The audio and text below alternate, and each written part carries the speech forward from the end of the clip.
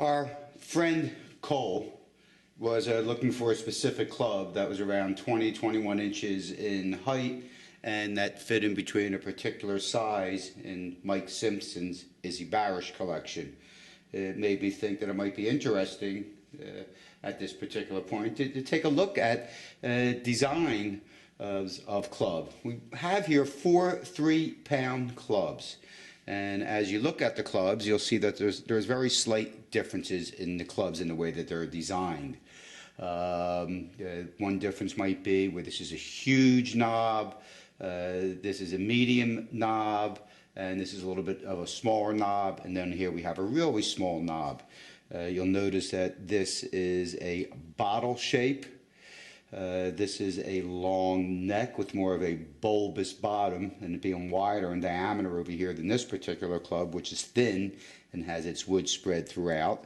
We then have this Revolution club over here, which has a really thick neck connected to a bulbous body. It's listed as 3 pounds, but it actually comes in at about 3.7 pounds. And then this club over here, a little bit older model, it is such that it's got a skinny neck, but the neck starts to elongate the shape over here at the bottom. And it's not exactly a bottle shape because the way that it tapers down here really quick, but it does have a big diameter in the middle. Any change in any of the aspects of a club is going to change the way that it spins and how it feels and where we feel that the center of mass is. So enough talking about the designs, and let's go give them a little test, and then we'll come back and discuss a little bit of how they actually felt during the test.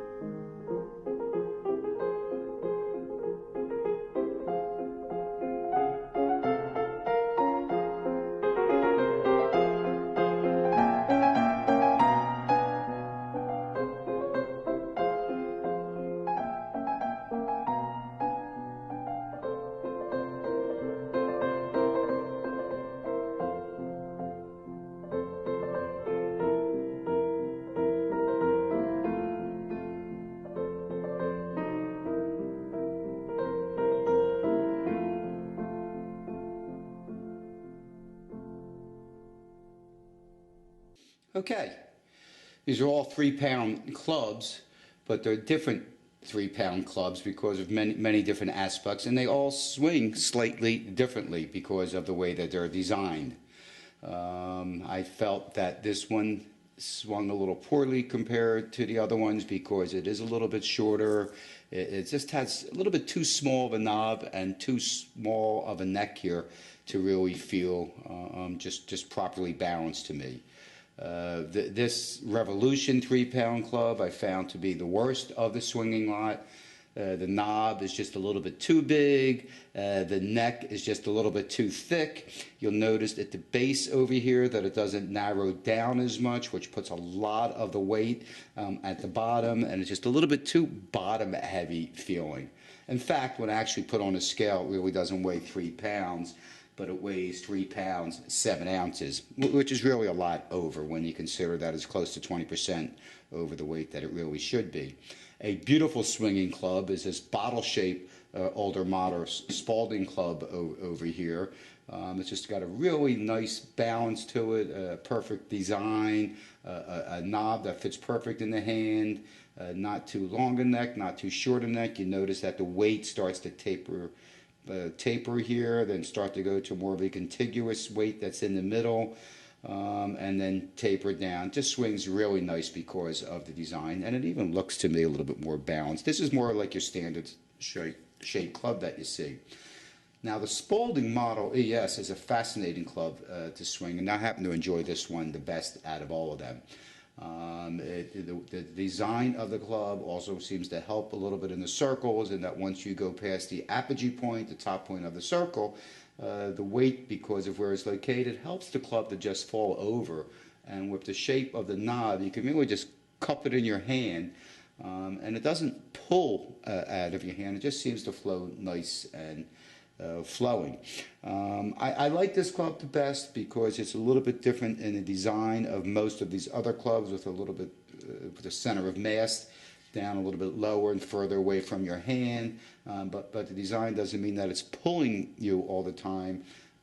It's just gently working with you in centrifugal forcing and gravity.